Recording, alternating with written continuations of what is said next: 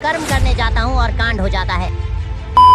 तो hello guys, आज हम जाने वाले हैं अपने न्यू बुलडोजर को लेकर खेत पर, जहां हमें रोटावेटर करना है। अभी अपना ट्रैक्टर यहीं खड़ा है और रोटावेटर खेत के फार्म हाउस पर है। तो सोचा चलो पहले अपना न्यू हॉलैंड ट्रैक्टर लेकर खेत की ओर चलते हैं और वहां का काम निपटाते हैं। और देखो ये खड़ा है अपना न्यू बुलडोजर, जिसे हमने कुछ दिन पहले ही मॉडिफाई करवाया था। लेकिन तभी अचानक रोहित भाई का कॉल आ जाता है।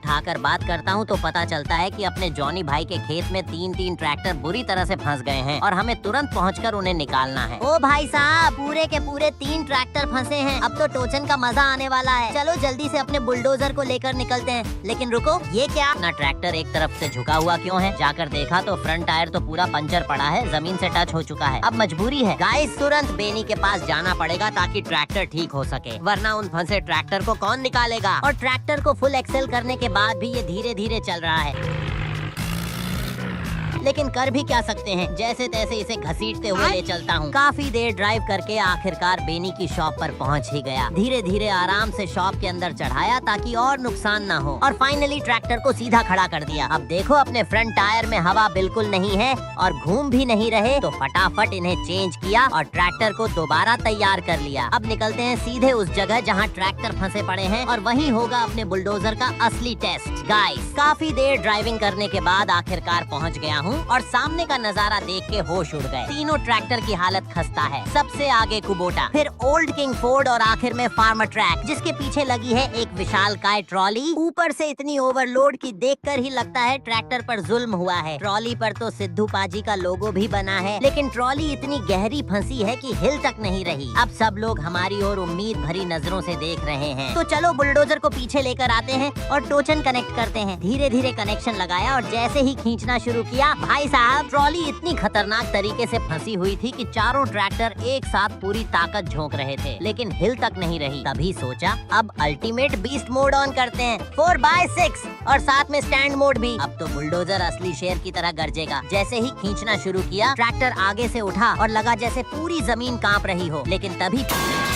पीछे से तेज आवाज आई कुछ टूटने की। भागकर देखा तो फोर्ड ट्रैक्टर का हिंज टूट चुका था, जिससे ट्रॉली कनेक्ट होती थी। अब सोचा अगर ऐसे ही किसी और का ट्रैक्टर टूट गया तो भारी नुकसान हो जाएगा, इसलिए फैसला लिया कि अपने बुलडोजर को ही सीधे ट्रॉली से कनेक्ट करना पड़ेगा। सावधानी से पीछे लगाया और ट्रॉली से कनेक्ट कर दिया। अब असली खेल शुरू। फुल स्पीड में बुलडोजर ने ट्रॉली को पीछे से खींचना शुरू किया और भाई ट्रॉली धीरे धीरे हिलना शुरू हो गई। स्पीड बन रही थी। बुलडोजर पूरी जान लगाकर खींच रहा था, लेकिन चढ़ाई पर पहुँचते ही ट्रॉली फिर से अटक गई। अब सोचा एक बार फिर पीछे लेकर कोशिश करनी होगी। गाइस, काफी मशक्कत के बाद आखिरकार बुलडोजर को सही जगह पोजीशन किया और इस बार जैसे ही फुल एक्सेलरेटर दिया, ओ भाई, ट्रैक्टर शेर की दहाड़ मारते हुए ट्रॉली को कीचड़ से बाहर निकाल ले गया। नजारा इतना जबरदस्त था कि वहाँ खड़े सभी लोग दंग रह गए। और गाइस, ये लो, हमने इतनी बड़ी ट्रॉली को मड से बाहर निकाल ही दिया, इसीलिए तो इसे बुलडोजर कहते हैं। अब ट्रॉली को यहीं पार्क करेंगे और जिनके ट्रैक्टर फंसे थे वो उन्हें ठीक करके ले जाएंगे। और मैं निकल रहा हूँ अपने असली काम पर, खेत में रोटावेटर करने, क्योंकि काम चाहे कितना भी मुश्किल हो,